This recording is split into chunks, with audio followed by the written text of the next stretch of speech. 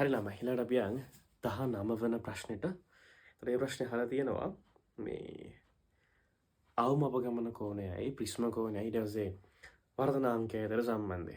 හරි දැන් මේකේ අපි දන්න සාධාරණ සමීකරණය වෙන්නේ මොකද්ද? සාධාරණ සමීකරණය වෙන්නේ n සමානයි sin a ධන d බෙදීම දෙක sin a බෙදීම දෙකනේ. හරි හැබැයි මම උගන්වන සාධාරණ සමීකරණය sin a ධන හෝ ඍණ d බෙදීම දෙක sin a බෙදීම දෙක. මේක තියරි කාරණාවක් නිසා මේක හැමෝම දන්න එකක් හින්දා මම බෝඩ් එකේ ආයේ මේක එක්ස්ප්ලেইন කරන්න යන්නේ නැහැ. මම මෙහෙම කියලා දාන්නම්.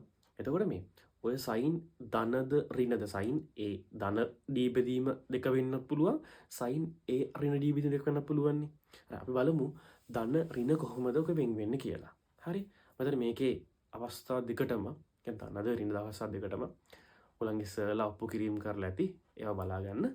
මේ මම වෙන වීඩියෝ එකක් දාන්නම් මේක නැතු වෙනම වීඩියෝ එකක් දාන්නම් මේ දෙක කොහොමද ඔප්පු කරන්න කියලා. හරි. එතකොට මේ ඔය ධනද ඍණද කියලා තීරණය වෙන්නේ ප්‍රිස්මේ වර්තනාංකයයි ප්‍රිස්මේ අවට තියෙන වර්තනාංකයයි මත. හරි. දැන් අපි ප්‍රිස්මේ වර්තනාංකයට වඩා අවට තියෙන මාධ්‍ය වර්තනාංකය අඩුයි නම් ඒ ධන d බෙදීම දෙක කියලා තමයි එන්නේ. හරි. එතකොට ඔක අනිත් පැත්ත වෙනවා ප්‍රිස්මේ වර්තනාංකය අවට මාධ්‍ය වර්තනාංකයට වඩා අඩුයි නම් කියන්නේ මේ ගානේ තියෙන විදිහ නම් ඒ ඍණ d කියලා තමයි එන්නේ. එතකොට උත්තරේ වෙන්නේ උත්තරාංක 2. ප්‍රශ්නේ වර්ණාවලි මානය සම්බන්ධයෙන් තියෙන්නේ. එතකොට මේ දැන් අපි තේරුම් ගන්න ඕන එකක් තමයි දැන් මම ඔය ඔයගොල්ලෝ මෙතන මේක බලන අයත් දැන් පාස් පේපර්ස් එහෙම කරන්න පටන් අරන් ඇති. අපි අවුරුදු 20ක් පස්සට ගිහිල්ලා බැලුවොත් එහෙම අපිට හොඳට බලා ගන්න පුළුවන් ඒගොල්ලෝ මේ ප්‍රැක්ටිකල් වලිනුත් පොඩි කෑලි ටිකක් අහනවා. හරි. එතකොට ඒකෙත් ලකුණු ගන්න නම් ප්‍රැක්ටිකල් දැනුම උඩටම තියෙන්න ඕනේ. හරි. ඒගොල්ලෝ ඊටාම සියුම් දැන් මේ ප්‍රැක්ටිකල් එකෙන් චෙක් කරන MCQ ඇතුළට දාලා. හරි. එහෙනම් මේ ඔයගොල්ලෝ ප්‍රැක්ටිකලුත් හොඳට පාඩම් කරන් යන්න ඕනේ. හරි. මොකද සමහර අය ඉන්නවා මේ ඒගොල්ලෝ හිතන් ඉන්නේ මේ MCQ වලට ප්‍රැක්ටිකල්ස් අහන්නේ නැහැ කියලා නේ අහනවා. හරි. එහෙනම් මේ ප්‍රැක්ටිකල් දැනුම ආයයි කියන්නේ ඔයගොල්ලෝ හැම වෙලෙම පාඩම් කරන්න සහ පාස් පේපර්ස් එක කරන්න හැමතිස්සෙම. හරි. අපි දැන් බලමු මේ ගානේ මොකක්ද දාන්නේ කියලා. වර්ණාවලි මානය භාවිතයෙන් ප්‍රිස්මයක අවම අපගමන කෝණය සොයන පරීක්ෂණයේදී හරිද? අහනවා ප්‍රකාශන තුනක් දෙනවා ABC කියලා. ඒ තුنين සත්‍ය වෙන්නේ මොකක්ද කියලා තමයි අහන්නේ. හරි. කියනවා සමාන්තර ආලෝක කදම්බයක් ලබා දීම සඳහා සමාන්තරකය සීරුමාරු කරනු ලැබේ. ඔව්. ඒක හරි. හරි. මොකද සමාන්තරකය අපි සීරුමාරු කරන්නේ parallel light rays එක අපි කියන්නේ සමාන්තර කිරණ කියලා. ඔන්නෝ ගන්න තමයි. හරි. ඉන්න ඒ ප්‍රකාශය හරි. සමාන්තර ආලෝක කදම්බයක් නිරීක්ෂණය කිරීම සඳහා දුරේක්ෂය සීරුමාරු කරේ. ඔව්. දැන් මම පොඩ්ඩක් කියන්නම් මේ දුරේක්ෂය සීරුමාරු කරන්නේ කොහොමද කියලා. හරි. ඔයගොල්ලෝ ලැබ් එකේ කරලත් ඇති. කරන්නේ මොකක්ද? අපි ඈත තියෙන වස්තුවකට අන්න මම නම් ප්‍රැක්ටිකල් ඉස්කෝලේ කරද්දි මම නම් කරේ මේ ඈත තියෙන කණුවක් අල්ලලා මේ ඒක දිහා බලලා ඒක බලපුවම කොහොමද අපිට යටිකිරුලා පේන්නේ. හරිද? යටිකිරුලා පේන්නේ මේ ඒක පැහැදිලිව පේනකම් බුඳ වෙලා නැතුව අර සිරස් සරස් කම්බි මතට පැහැදිලිව ඒ ප්‍රතිබිම්බය පේනකම් දුරේක්ෂ සීරුමාරු කරගන්නවා. හරි. එතකොට ඕක තමයි අපි සමාන්තර ආලෝක කිරණ වලට දුරේක්ෂය හදා ගන්නවා කියලා කියන්නේ. හරි. එතකොට ඔව්. B ප්‍රකාශය සත්‍යයි. C ප්‍රිස්මේ වර්තන කිරණය සෑම විටම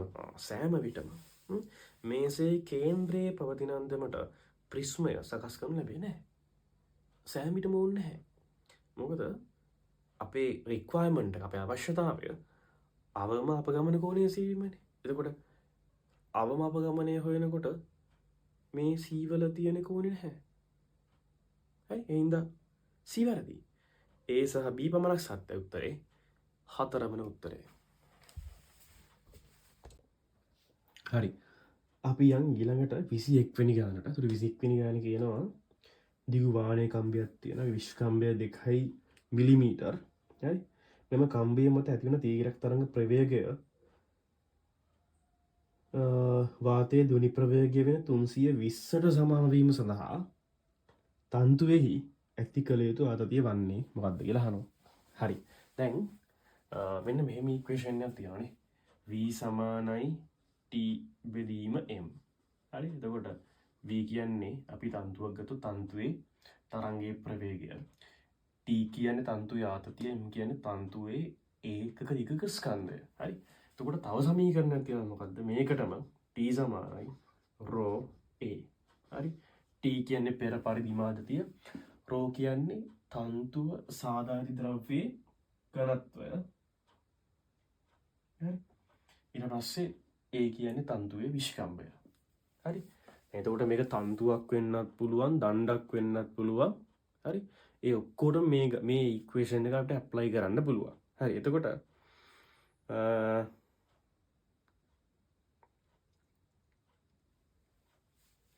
කියනවා මේ වාතයේ ධ්වනි වේගය 320යි කියලා. හරි. වාදනයේ 320යි.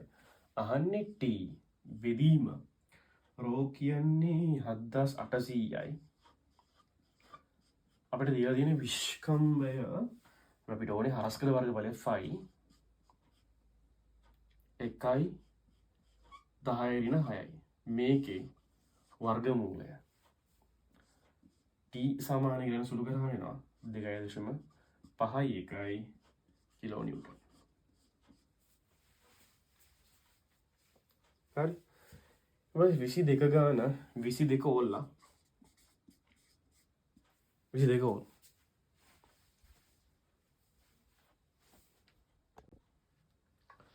හරි. අපි ඊළඟට යමු 23 වෙනි ගානට. ඒක කියනවා මේ සංගීත භාණ්ඩ වාදනය කිරීමේදී රත් වීම හේතු කොටගෙන එයාගේ සංඛ්‍යාතය වෙනස් වේ කියලා. ඊට මේ අහනවා මේ සුසර භාණ්ඩවල සංඛ්‍යාතයට මොකද වෙන්නේ? තත් භාණ්ඩවල සංඛ්‍යාතයට මොකද වෙන්නේ කියලා.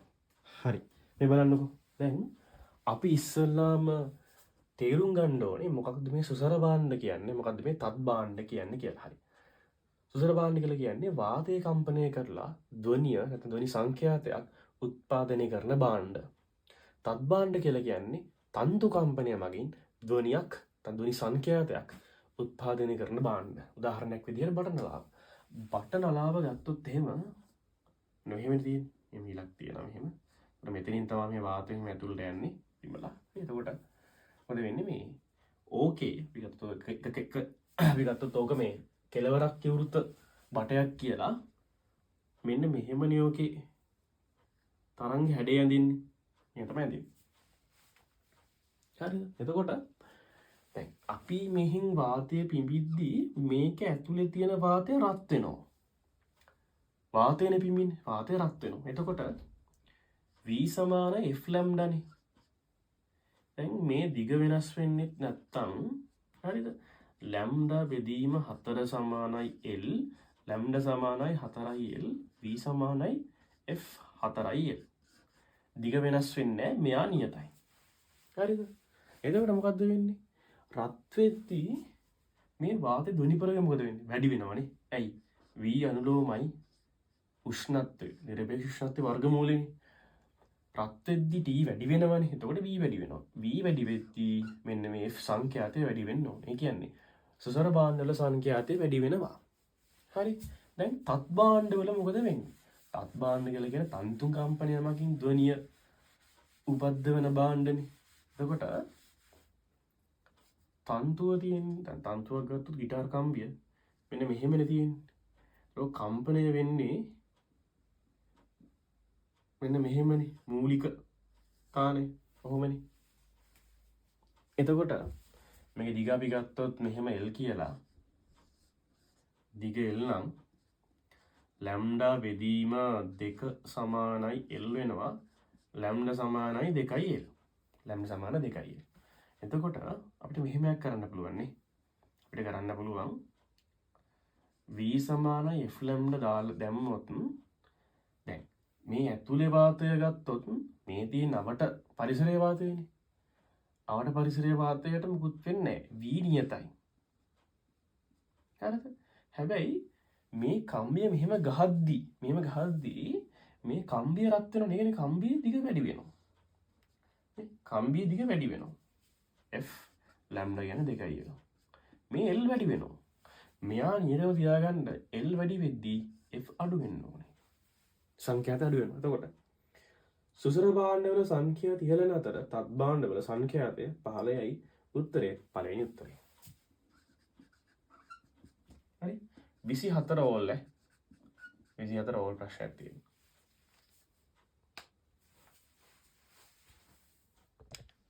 හරි 25 වෙනි ගාන.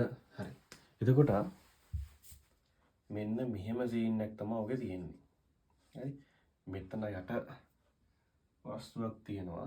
මේ ගැඹුර D, මේ ගැඹුර D,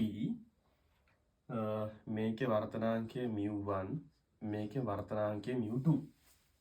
හරි දැන් අහනවා දුෂ්ව ගැඹුර. හරි දැන් මේක අමතක කරන්න. ඕක අමතක කරලා මෙහෙම ඝනකමක් තියෙද්දි D කියලා. හරිද? මෙව නම් අපි උඩින් ඉඳන් බලද්දී මෙයා පේන්නේ T කියලා දුෂ්ව ගැඹුරකින් නම් T සමානයි D මෙදීම μ කියලා ගන්න පුළුවන්. මේක පාස් පෙපර්ස් වල අහලා දෙන ඕන තරම්. හරිද? දැන් මෙහෙම ලේයර්ස් දෙකක් තියෙදි වර්තනාංක දෙකක් එක්ක අපි කරන්නේ මෙන්න මේ වගේ සරල දෙයක්. ඉස්සල්ලාම මෙයාගෙන් කොච්චර දෘශ්‍ය විස්ථාපනයක් එනවද කියලා බලනවා. හරිද? ඊට පස්සේ මෙයාගෙන් කොච්චර දෘශ්‍ය විස්ථාපනයක් එන්න පුළුවන්ද කියලා බලනවා. එතකොට මුළු දෘශ්‍ය විස්ථාපනය වෙන්නේ මෙන්න මේ දෙන්නගේ එකතුව. හරි අපි T1 හොයමු. T1 සමානයි D බෙදීම μ1. හරිද? දැන් මේ තියෙන්නේ පළවෙනි ලේ එකේ මෙන්න මේ ලේ එකෙන් දෘශ්‍ය විස්ථාපනය. හරි දැන් මම ඔක තව පොඩ්ඩක් පැහැදිලි කරොත් දැන් අපිට මේ ලේයර් එක අයින් කරන්න පුළුවන්. කලින් නම් වස්තුව හිටියේ මෙන්න මේ D ගැඹුරක් පල්ලෙහා ඉන්නේ. දැන් ඉන්නේ මෙන්න මෙතන. මේක T. හරි දැන් වස්තුව ඉන්නේ මෙතන. හරිනේ. දැන් මොකද කරන්නේ? අපි බලනවා මෙහෙම උඩින් බලද්දී මෙතන ඉන්න වස්තුව කොච්චරක් ඉස්සිලා පේනවද කියලා. ඇහැ තියන් ඉන්න මාධ්‍ය වාතය කියලා ගත්තොත් දැන් මෙතනත් වාතයමයි ඉන්නේ. හරි. අය අපි කලින් අයින් කරන දෘශ්‍ය විස්ථාපනයේ හින්දා. එතකොට අපි මොකද කරන්නේ? මෙතන ඉඳන් කිරණ එනවා. දැන් බලමු මෙතන වස්තුව තියෙද්දි මෙතන ඉඳන් කිරණ එද්දි කොච්චරක විස්ථාපනයක් වෙනවද කියලා. මේක T2 සමානයි D බෙදීම μ2. හරි එතකොට මුළු විස්ථාපනය කියලා කියන්නේ T1 ධන T2 ඒ කියන්නේ D බෙදීම μ1 ධන D බෙදීම μ2. හරි දැන් හිතන්නකෝ දැන් අපි ගත්තේ මේ ලේයර්ස් දෙකක් තියෙනවා කියලානේ. ලේයර්ස් තුනක් ගත්තොත් අපි කරන්නේ මොකද්ද? එක ලේයර්ස් වල දෘශ්‍ය විස්ථාපනය T values හොයනවා එකතු කරන් යනවා. හරි මේ වගේ ප්‍රශ්නයක් අහලා 2015 හරි 2015 ගාන try කරන්න 2015 A-levels ගානේ එක අහලා තිබ්බට උත්තරේ වෙන්නේ දෙවෙනි උත්තරේ. හරි එතකොට 26 වෙනි ගානේ කියන්නේ මෙන්න මෙහෙම එකක්. හරි පරිමාව 2V වෙච්ච කාමර දෙකක් තියෙනවා. එකක සාපේක්ෂාර්ථාව R1 වෙද්දී අනිත් එකේ සාපේක්ෂාර්ථාව 170යි කියලා කියනවා. හරිනේ. කියනවා මේ දෙන්න මෙහෙම සම්බන්ධ කරොත් අවසානයේදී අපිට පරිමාව 3V වෙච්ච කෙනෙක්නේ. හරි. මෙයාගේ සාපේක්ෂාර්ථාව 180යි කියලා කියනවා. අහනවා මේ R1 කියන එක්කෙනාගේ වැලියු එක මොකක්ද කියලා. හරි. අපි ඔක මෙහෙම විශ්දෙමුකෝ. දැන් අපි දන්නවා මේ පරිමාව V වෙච්ච කෙනෙක් සන්තුෂ්ත කරන්න ඕන කැපිටල් M ස්කන්ධයක් ඕන නම් මෙයා සන්තුෂ්ත කරන්න 2M ස්කන්ධයක් ඕනේනේ. 2M ස්කන්ධයක් ඕනේ. එතකොට පරිමාවත් එක්ක සන්තෘප්ත කරන්න ඕන ජලවාෂ්ප ස්කන්ධය රේඛීය සම්බන්ධතාවයක් තියෙන්නේ. ඒ කියන්නේ මේ 3V පරිමාවක් තියෙන ඒ කාමරය සන්තෘප්ත කරන්න 3M ඕනේ. හරිනේ? හරි. දැන් මම මෙයාගේ සාපේක්ෂාර්ථතාවය දන්නවානේ. ඇතුළින්නේ M2 කියලා ගන්නවා. හරි. මම ලියන්න පුළුවන් මෙයාට M2 බෙදීම capital M සමානයි 170යි. මම ලියන්න පුළුවන්. M2 වෙනවා මට කීයද? 0.7යි capital M. 0.7යි capital M. මම ඕක පළවෙනි කාමයට මෙන්න මෙයාට ලියුවොත් එහෙම මට එනවා අපි M1 කියලා ගමු ඉන්නේ ස්කන්ධය. M1 බෙදීම 2M වැඩි කිරීම 100% සමානයි R1. ඒ කියන්නේ M1 මට එනවා කොච්චරක්ද? 2M R1 බෙදීම 100. ඒ කියන්නේ 0.2 MR1. හරිනේ. දැන් මෙයාගේ M1 ස්කන්ධයක් ඇතුලේ ඉන්නවා. මෙයාගේ M2 ස්කන්ධයක් ඇතුලේ ඉන්නවා. දැන් සම්බන්ධ කරාම මේක ඇතුලේ ඉන්නේ M1 ධන M2 ජල වාෂ්ප ස්කන්ධයක්නේ. හැබැයි මෙයා සන්තුෂ්ත කරන්න 3M ඕනේ. එතකොට මෙන්න මෙච්චරක ජල වාෂ්ප ප්‍රමාණයක් ඉන්නවා. සන්තුෂ්ත කරන්න මෙච්චරක් ඕනේ. ඒක 100%ෙන් වැඩි කරමු. ඒක 100%ෙන් වැඩි කරමු. එතකොට එනවා 180ක් නේ. 180ක්. හරි ඔක සුළු කරන් යන් අපි. 0.8 වැඩි කිරීම 3M සමානයි. M1 කියන්නේ 0.2 M R1 ධන M2 කියලා කියන්නේ 0.7යි M.